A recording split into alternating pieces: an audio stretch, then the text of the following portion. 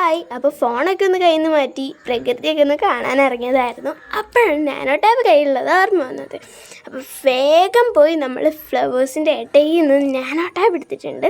അതേപോലെ തന്നെ ഒരു സീസറ്, പിന്നെ നമ്മുടെ കുഞ്ഞു കുഞ്ഞു ലീവ്സ്, പിന്നെ ഓർബീസ്, സ്ട്രോ, ഇത്രയും ഞാൻ എടുത്തിട്ടുണ്ട്. പിന്നെ നാനോ ടാബ് നമ്മൾ കുഞ്ഞു കഷ്ണമാക്കി എടുത്തിട്ടുണ്ട്. അതിനുശേഷം ഞാനിത് ഈ ഒരു സ്ട്രോയിലേക്ക് ഇതൊന്ന് ജോയിൻ്റ് ചെയ്ത് കൊടുക്കുകയാണ്. എന്നിട്ട് അതിൻ്റെ 3 വശം പ്രസ് ചെയ്ത് കൊടുക്കുകയാണ്.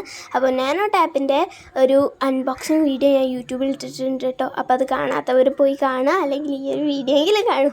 ഓക്കെ. അപ്പോൾ ഇതേ ഫസ്റ്റ് നമ്മൾ ഈ ഓർബീസ് ഒന്ന് നന്നായിട്ട് പൊടിച്ചെടുത്തിട്ടുണ്ട് കേട്ടോ. എന്നിട്ട് നമ്മൾ ഈ സ്ട്രോയുടെ ബാക്കിൽ ഒന്ന് ഇട്ട് കൊടുക്കുകയാണ്. അതിന് ശേഷം നമ്മൾ ഉള്ളോട്ടാക്കി കൊടുക്കുകയാണ്. അതിൻ്റെ മുകളിലുള്ള ഒരു പ്ലാസ്റ്റിക് സംഭവം ഞാൻ ഊരിയിട്ടുണ്ട് കേട്ടോ, അത് കാണിക്കാൻ വിട്ടുപോയി.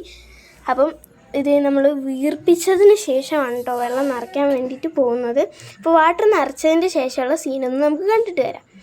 അപ്പോൾ ഇതേ ഇങ്ങനെ വാട്ടർ നിറച്ചിട്ടുണ്ട്. അപ്പോൾ ഓർബീസ് ഒന്നും അത്ര കാണുന്നില്ല, നല്ല ക്യൂട്ടല്ലേ. അപ്പോൾ ഉണ്ടാക്കി നോക്കണം നാനോ ടാബ് ഉള്ളവർ. അപ്പോൾ അതേപോലെ തന്നെ നിങ്ങൾക്ക് റോസ് ഇഷ്ടമാണെങ്കിൽ പ്ലീസ് ഈ ചാനൽ ഒന്ന് സബ്സ്ക്രൈബ് ചെയ്യണേ. Okay, by.